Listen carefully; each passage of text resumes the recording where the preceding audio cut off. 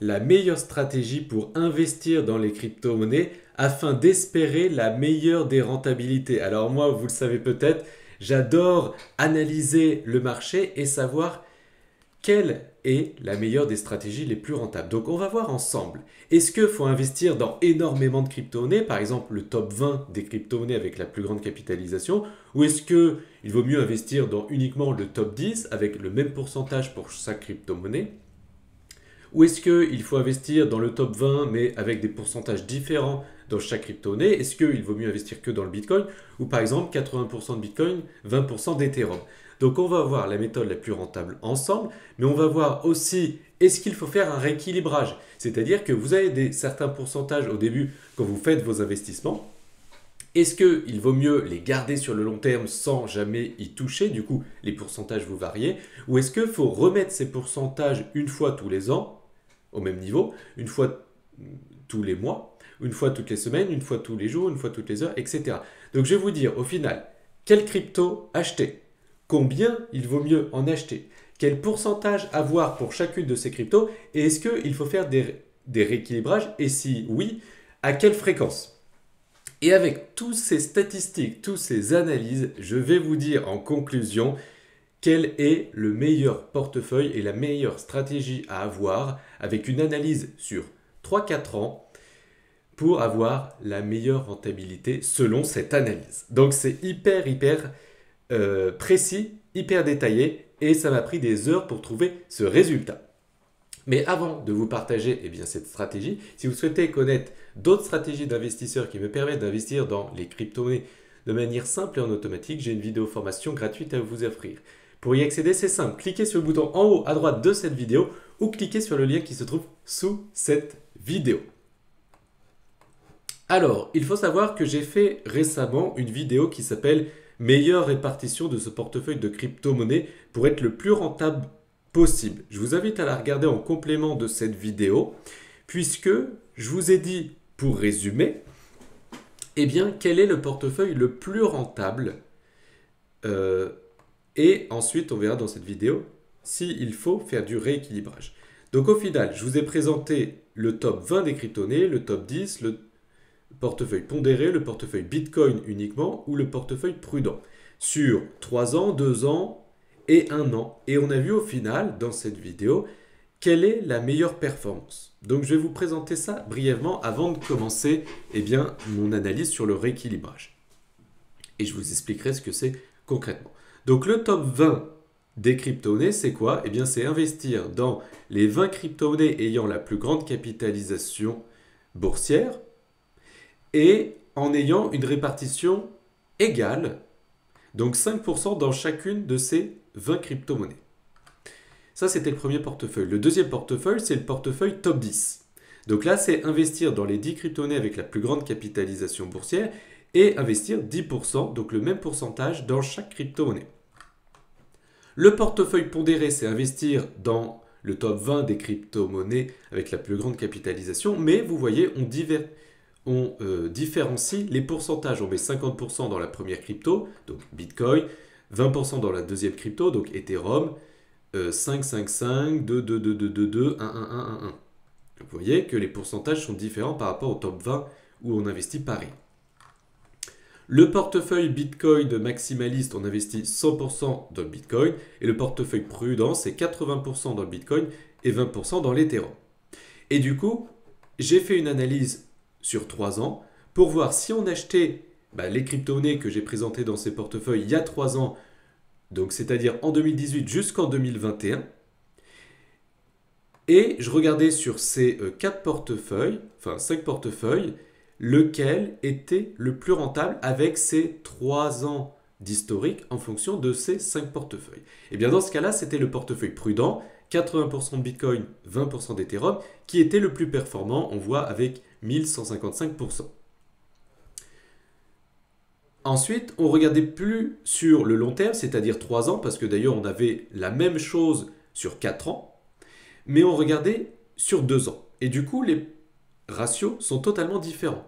Ce n'est plus le portefeuille prudent qui gagne sur le court terme, c'est-à-dire 2 ans, mais c'est le portefeuille top 10 avec 1399% de performance, alors que le prudent a seulement 967. Et en un an, vous voyez que c'est le top 10 aussi qui gagne. Donc on voit que sur le long terme, 3, 4 ans et plus, c'est le prudent qui gagne, Bitcoin et Ethereum uniquement. Et sur le plus court terme, c'est le top 10 qui gagne. Donc le top 10 des crypto-monnaies avec la même répartition. Et maintenant qu'on sait ça, maintenant qu'on sait quels sont les portefeuilles les plus rentables, on va voir si on fait un rééquilibrage, est-ce que ça change la donne? Et vous allez voir que ça change la donne et les statistiques, les analyses sont hyper intéressantes. Donc dans un premier temps, qu'est-ce que le rééquilibrage? Eh bien c'est simple. Si par exemple on met 25% dans ces 4 crypto-monnaies, on attend quelques jours, semaines, mois, années, et vous voyez que les crypto-monnaies ont certaines perdu de la valeur, d'autres ont pris de la valeur. Donc l'idée c'est de vendre celles qui ont pris de la valeur pour acheter celles qui en ont perdu, pour revenir à cet rééquilibrage de début, c'est-à-dire 25% pour chacun. Donc ce n'est pas le même montant en dollars, mais c'est le même pourcentage. Donc c'est ça un rebalancing, c'est ça un rééquilibrage. Donc on va voir, en fonction de ces 5 portefeuilles et de ces périodes de temps, est-ce qu'il est bon de faire un rééquilibrage? Parce que ici, dans cette analyse, on n'a fait qu'un buy and hold, c'est-à-dire qu'on a acheté par exemple il y a 3 ans et on a regardé ce qui se passait 3 ans plus tard. Ici, on a regardé ce qui se passait 2 ans après et là 1 an après, sans aucune vente réalisée. Et donc maintenant, on va voir avec un rééquilibrage, donc avec certaines ventes à réaliser, est-ce que ça optimise la performance? Et vous allez voir que oui, ça optimise énormément la performance. Donc là, on voit les performances de ces 5 portefeuilles sur 4 ans, donc sur le long terme, 3-4 ans. On voit que sans rééquilibrage, c'est la couleur rouge ici. Tac, tac, tac.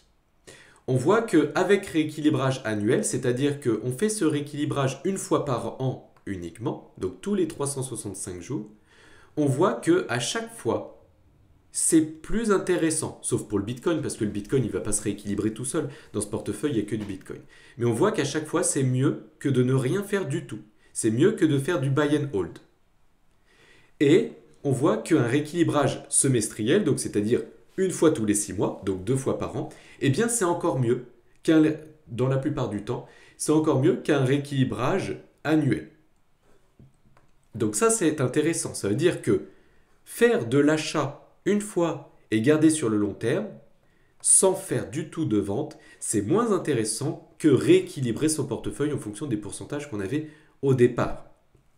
Et là on voit que le portefeuille le plus intéressant qui performe par rapport aux autres, c'est le portefeuille prudent. Sur le long terme, comme on l'a vu tout à l'heure, sur le long terme, 3-4 ans, c'est le portefeuille prudent, 80 Bitcoin, 20 Ethereum. Donc c'est pareil, ça se confirme. Et on voit que, par contre, le portefeuille pondéré, lui, a très bien performé. Vous voyez que les marges de hausse sont beaucoup plus grandes, un peu plus grandes qu'ici. Donc le portefeuille pondéré, lui, a rattrapé un petit peu son retard qu'il n'avait pas. Vous voyez que c'était le deuxième meilleur après le portefeuille prudent. Donc ces deux portefeuilles sur le long terme ont quand même un intérêt intéressant. On peut le voir ici, c'est les deux meilleurs. Pondéré, comme on peut le voir ici, et prudent.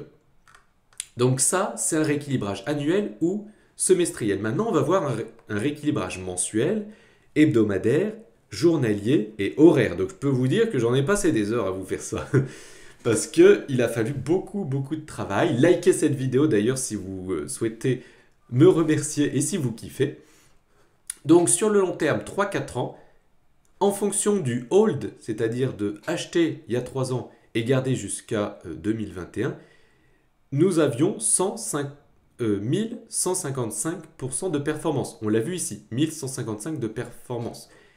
Mais si on fait un rééquilibrage, hop, est-ce que c'est plus intéressant si on fait un rééquilibrage mensuel? Bah oui, vous voyez que au lieu d'avoir 1155% de performance, on en a 1214. Ici, 1175, ici 1161. Donc en fait, on surperforme si on fait un rééquilibrage mensuel ou hebdomadaire ou même journalier. Ensuite, on peut aussi voir un rééquilibrage avec le portefeuille pondéré qui surperforme aussi la performance du buy and hold. Vous voyez que les pourcentages sont quand même intéressants et ils surperforment le buy and hold. Donc ça, c'est intéressant. Ensuite, ça, c'était pour le long terme, 3-4 ans. Maintenant, voyons pour une performance sur 2 ans. On a vu que si on holdait, on avait une performance de 1399%. C'est ce qui est noté ici, donc c'est celui qui gagne.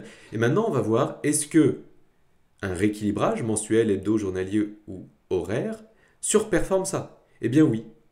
Sur le top 10, on voit qu'il y a 2 surperformances que j'ai mis ici en vert.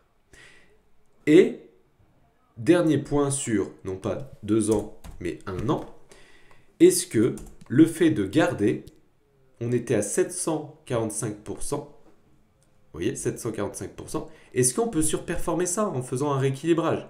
Eh bien oui. En faisant un rééquilibrage mensuel, hebdo, journalier ou horaire, on surperforme dans tous les cas. Donc, la conclusion de tout ça, je vais vous dire maintenant le meilleur portefeuille selon cette analyse, c'est que sur le long terme, le portefeuille prudent est plus intéressant. 80% de Bitcoin, 20% d'Ethereum. Sur le court terme, c'est plus le top 10. Donc les crypto-monnaies avec la plus grande capitalisation du top 10 avec une même répartition. Ensuite, quand on fait un rééquilibrage qui soit annuel, semestriel, mensuel, hebdomadaire, journalier, il est quasiment meilleur. Ça, c'est intéressant. Et la conclusion, du coup, du meilleur portefeuille à court et moyen terme, c'est d'avoir un top 10 de crypto-monnaies avec la plus grande capitalisation, mais de manière pondérée. Donc au final, c'est un mix entre le top 10 et la pondération ici. Et du coup, un mix avec le prudent ici. Donc c'est un mix entre ces 3 portefeuilles, top 10, pondéré et prudent. Parce qu'au final, c'est les 3 meilleurs. Et quand on fait un rééquilibrage, au final, comme parfois il y a des Bitcoin Season et des Altcoin Season, on rééquilibre. C'est-à-dire que quand il y a des Bitcoin Season, c'est le Bitcoin qui surperforme les autres crypto-monnaies. Donc on rééquilibre, on en vendra un petit peu pour acheter des autres crypto-monnaies plus volatiles. Et du coup, on achètera des petites crypto-monnaies qui, elles, vont surperformer, etc. Donc c'est des vases communicants. Donc c'est un portefeuille qui se tire vers le haut et qui fait vraiment les vases communicants. Donc le meilleur portefeuille, selon cette analyse, c'est ça. C'est la première crypto-monnaie, donc logiquement le Bitcoin à 40%. La deuxième crypto-monnaie, donc logiquement l'Ethereum à 20%. La troisième crypto-monnaie ayant la plus grande capitalisation boursière au monde, 10%. Ensuite, quatrième, 10%. Ensuite, la cinquième, 10%. La sixième, 5%. La septième, 2%. Ensuite, la huitième, la neuvième et la dixième, 1%. Donc hors stablecoin bien évidemment, et avec un rééquilibrage hebdomadaire. Parce que c'est ce qu'on voit ici, l'hebdomadaire, il surperforme dans tous les portefeuilles. Donc on pourrait faire un rééquilibrage aussi mensuel pour éviter trop de frais, mais s'il n'y a pas trop de frais, un rééquilibrage hebdomadaire avec ce nombre de crypto-monnaies et pas plus, ça ne sert à rien d'en avoir 20 ou 50, et avec cette proportion, donc c'est-à-dire beaucoup de première et deuxième crypto-monnaie, et un rééquilibrage hebdomadaire, c'est selon cette analyse établie sur plusieurs années dans des marchés haussiers, baissiers, stagnants, sur plein de crypto-monnaies, c'est le portefeuille le plus performant d'après cette analyse. Si vous avez aimé cette vidéo, merci de la liker. Abonnez-vous à la chaîne pour ne plus louper mes vidéos et activez la cloche pour être averti dès que j'en sors une nouvelle. Et si vous souhaitez aller plus loin et investir peut-être dans le domaine des crypto-monnaies, voire même autres placements comme NFT, Metaverse, eh bien j'ai une vidéo formation à vous offrir. C'est gratuit. Pour y accéder, c'est simple, cliquez sur le bouton en haut à droite de cette vidéo ou cliquez sur le lien qui se trouve sous cette vidéo. Je vous dis à très bientôt dans une prochaine vidéo. J'espère si vous êtes abonné. Ciao!